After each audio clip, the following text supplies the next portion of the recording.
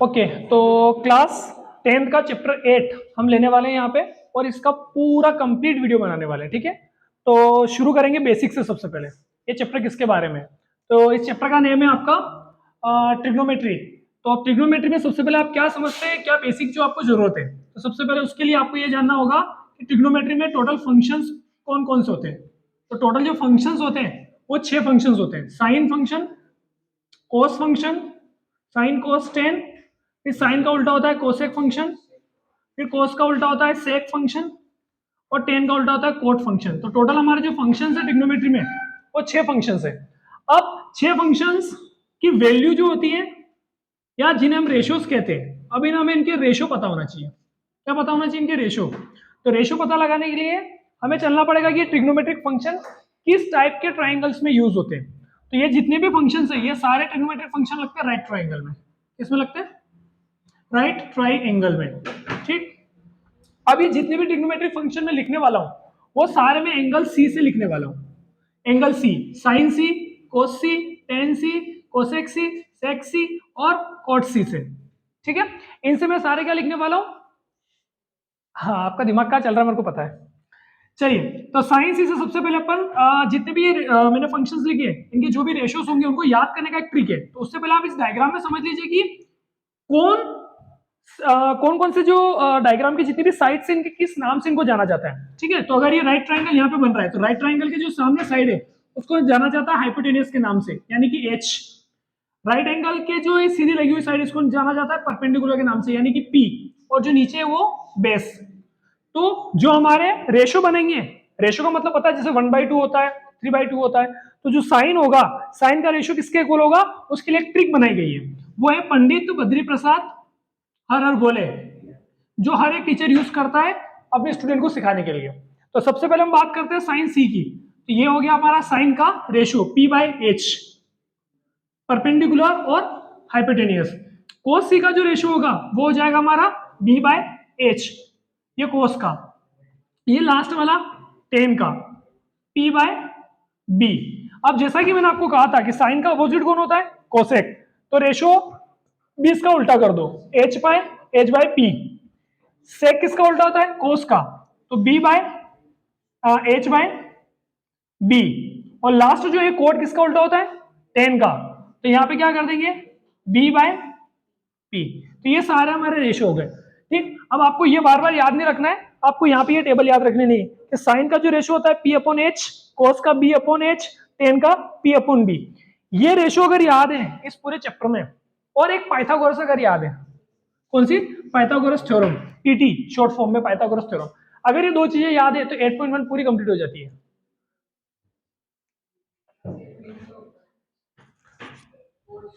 हाँ, कोई बात नहीं, ये तो चलता रहता है क्लास वाला। 8 तो बच्चे समझते हैं कौन सा चैप्टर चल रहा है।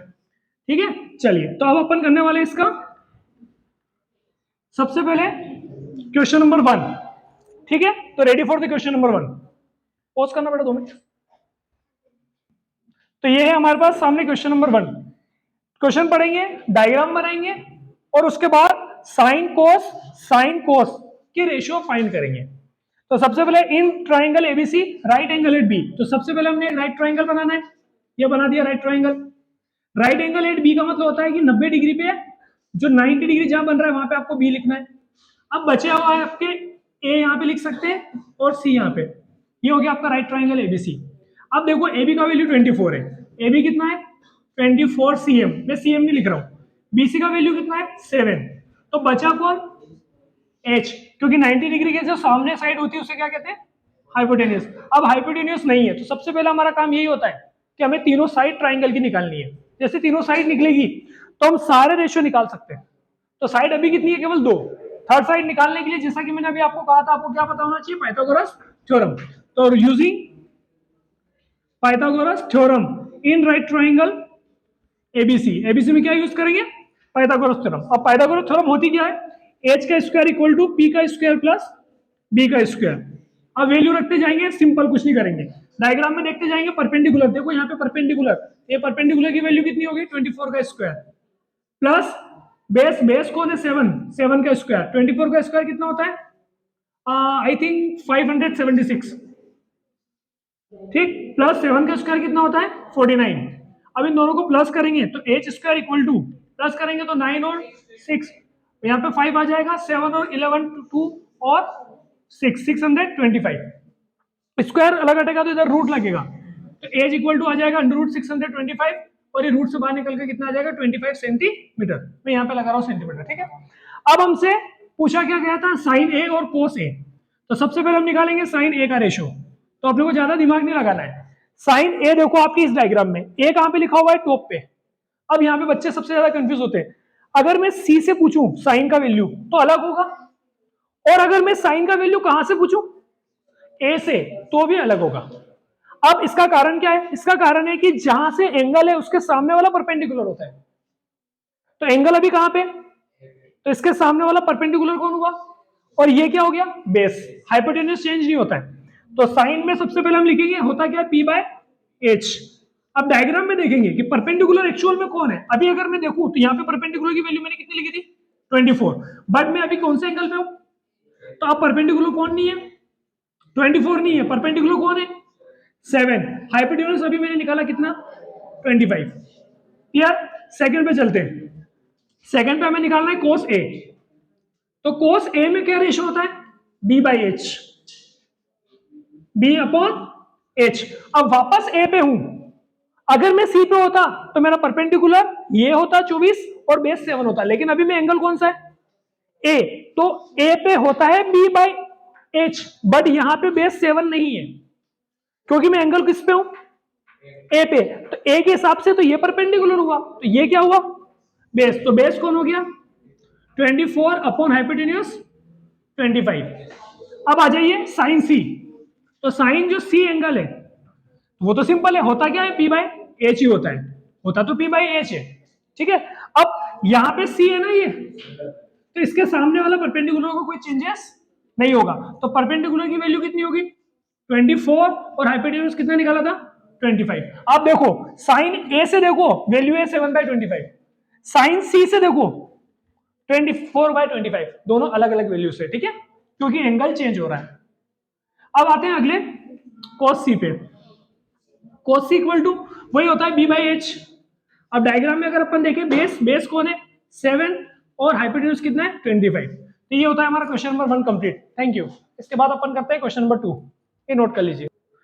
ओके, तो अब आ जाते हैं अपन क्वेश्चन नंबर 2 पे। क्वेश्चन नंबर 2 क्या है हमारे चैप्टर 8 का, in figure 8.13 find the tan p minus cot r। तो सबसे पहला हमारा काम क्या है, यहाँ पे दो साइडें दी हुई है, हमें सबसे पहले थर्ड साइड फाइंड करनी है पाइथागोरस लगा के। हर बार मैं यही कहूंगा ट्राइंगल में क्या लगानी है पाइथागोरस थ्योरम, तो using Pythagoras theorem in right triangle, कौन सा पी क्यू आर, कौन सा पी क्यू आर। अब पी क्यू आर में पाइथागोरस होती है H square equal to P square plus B square, यानी कि हाइपोटेन्यूज 90 के सामने वाला कौन होता है हाइपोटेन्यूज, इस 90 के साथ वाला कौन होता है परपेंडिकुलर, ये क्या होता है बेस। तो फाइंड क्या करना है बेस, एच की वैल्यू देखो डायग्राम में कितनी है 13 का स्क्वायर, परपेंडिकुलर की वैल्यू देखो कितनी है 12 का स्क्वायर, प्लस बेस की वैल्यू हमें नहीं पता है क्यू आर का स्क्वायर। अब 13 का स्क्वायर 169, 12 का स्क्वायर 144, क्यू आर का स्क्वायर एज इट इज, इस प्लस को उधर भेजो क्या हो जाएगा माइनस, तो 169 में से 144 माइनस होगा तो कितना आ जाएगा 25। अब 25 यहां से स्क्वायर अलग हटेगा तो इधर लगेगा स्क्वायर रूट, और इसको अगर अपन रूट से बाहर निकालेंगे तो क्यू आर कितना निकल के आ जाएगा 5 cm। क्लियर। अब हमें क्या फाइंड करना है उस पर आ जाते हैं, tan p cot r, वो सिंपल क्वेश्चन है tan p minus cot r, ठीक। अब आ जाते हैं रेशियो पे, तो जैसा कि मैंने ये अभी इरेज नहीं करा, यहाँ पे क्या लिखा हुआ है, अगर अपन यहाँ पे देखें तो tan का जो वैल्यू होता है वो होता है p by B perpendicular upon base, minus cot r का जो वैल्यू होता है cot का, tan का उल्टा कौन होता है cot, तो इसका वैल्यू क्या हो जाएगा b अपॉन p। क्लियर है। अब डायग्राम में अगर तुम देखोगे परपेंडिकुलर की वैल्यू एंगल p से देखनी है, तो एंगल p देखो यहाँ पे, और इसके सामने होता है परपेंडिकुलर न कि बेस, तो p के सामने परपेंडिकुलर की वैल्यू जो कि क्यू आर है, और क्यू आर की वैल्यू कितनी है 5, ठीक। बेस कौन हो जाएगा 12 माइनस, अब यहाँ पे कोट आर, अगर मैं आर से देख रहा हूं तो मेरा परपेंडिकुलर इसके सामने वाला होगा, तो परपेंडिकुलर कौन होगा 12, बेस कौन होगा मेरा क्यू आर, तो बेस हो गया मेरा क्यू आर, क्यू आर की वैल्यू कितनी है 5 और परपेंडिकुलर की वैल्यू कितनी है 12। तो अब अगर मैं 5/12 में से 5/12 माइनस करता हूं तो कितना आ जाता है 0। अब ये एग्जाम में एक्स्ट्रा क्वेश्चन कहां से बनता है, पीछे बॉयज यहां से एक्स्ट्रा क्वेश्चन कहां बनता है एग्जाम में, कि क्वेश्चन तो सेम रहेगा पूरा, वैल्यू ऐसे फाइंड करनी है, ये जो पूछ रहा है ना फाइंड करना, इसको चेंज कर देगा, सिंपल, इससे ज्यादा कोई चेंजेस नहीं होता है। ओके थैंक यू, इसको नोट कर लीजिए, थर्ड क्वेश्चन करेंगे। चलिए तो क्वेश्चन नंबर थर्ड पे आ जाते हैं। थर्ड क्वेश्चन क्या है, if sine A is equal to 3/4। अब की बार ना तो डायग्राम दिया गया है और नहीं हमें सीधी वैल्यूज दी गई है कि ये रख लो। तो सबसे पहले हम डायग्राम बनाना सीखेंगे। तो सबसे पहले हम एक राइट ट्रायंगल बनाएंगे। अब इसमें अगर मैं राइट ट्रायंगल नहीं भी बनाऊं तो भी मैं इस क्वेश्चन को बहुत इजीली कर सकता हूं। तो पहले मैं आपको वो तरीका सिखाता हूं। साइन, सबसे पहले देखो साइन, साइन में पंडित बद्री प्रसाद हर हर बोले, ये याद रखना है। साइन में क्या होता है P/H। तो आप ये मान के चलो हमेशा कि ऊपर वाली वैल्यू P की है और नीचे वाली वैल्यू हमारी H की है। क्लियर। अब हमें पाइथागोरस यूज करनी है, using Pythagoras theorem, H square equal to P square plus B square. अगर मैं डायग्राम में देखूं तो H की वैल्यू मेरे को कितनी दी हुई है 4 का स्क्वायर, परपेंडिकुलर की वैल्यू 3 का स्क्वायर प्लस बेस की वैल्यू मुझे निकालनी है।